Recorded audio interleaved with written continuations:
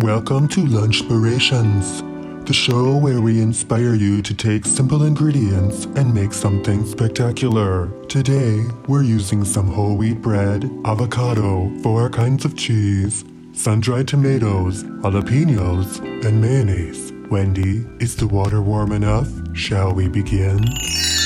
Important for a good sandwich is the right kind of soft bread. You can use the bread to make your plate into a sailboat, give it angel's wings, or to become a hidden Mickey. We're just going to use it for the sandwich today. Here's an insider tip. To get that really crunchity crunch, lightly coat the outside of your Sammy with mayo. It works so much better than oil or butter, and hey, we're already eating 4 cheeses, so what's a little mayo at this point, right? Flip the 2 sticky sides together and let's start filling up the inside. I'm using a little bit of Spanish mojo sauce to give some flavor to the lower portion, just a tiny little bit, because you don't want to overpower the flavor. You can use barbecue sauce or nothing if you want your sandwich to suck.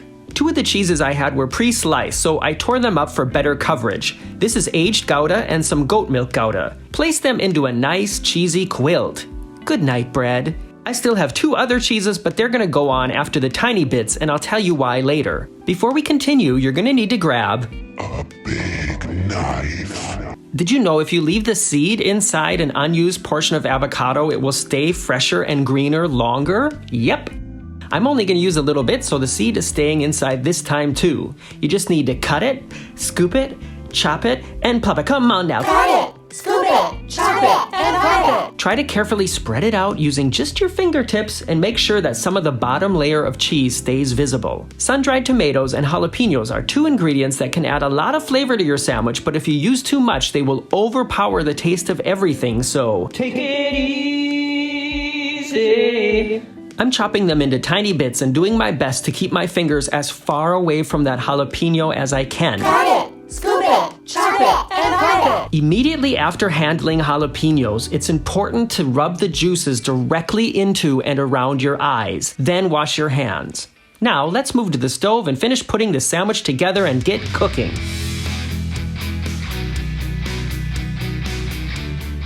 Place the first layer of bread with all the junk on it onto a grill pan.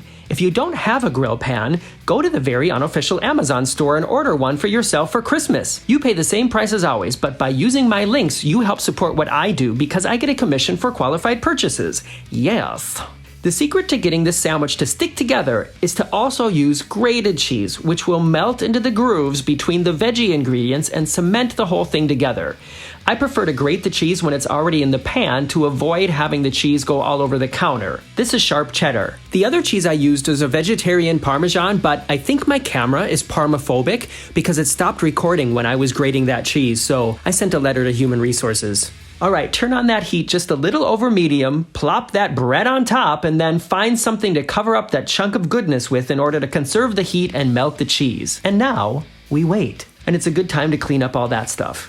After a few minutes, you'll be able to feel the heat on the pan, and if you hear some light sizzling, it's probably time to flip. These kind of long spatulas are the best for this kind of sandwich or quesadillas. If you don't have one, well, how about going to the very unofficial Amazon store and order one for yourself for Christmas? You pay the same price as always, but by using my links, you help support what I do because I get it. If your sandwich is not solidified enough to stick together for a good flip, then you're gonna have to do the famous flip the pan, flip the plate method. Put the Sammy crunchy side down on the plate, then flip the hot pan over and place it carefully on top of the plate. Then, in one well-coordinated motion, flip everything over at the same time. This will help the sandwich avoid disintegrating during the 0G roll. Can you hear that sizzle?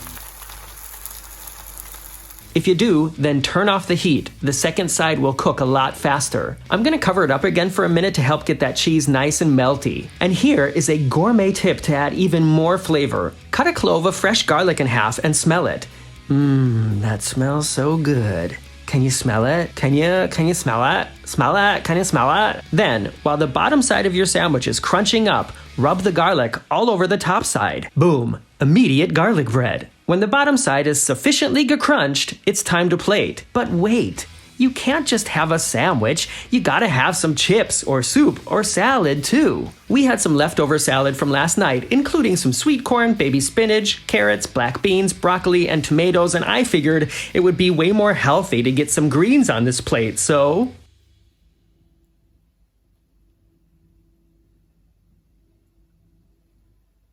There. Good job. Now let's cut the sandwich, and the best place is here. No, here. No, here. Nope, here? And even though there's a ton of cheese in there, I couldn't get a decent cheese pull, so as a penalty, I'm forcing myself to eat more salad.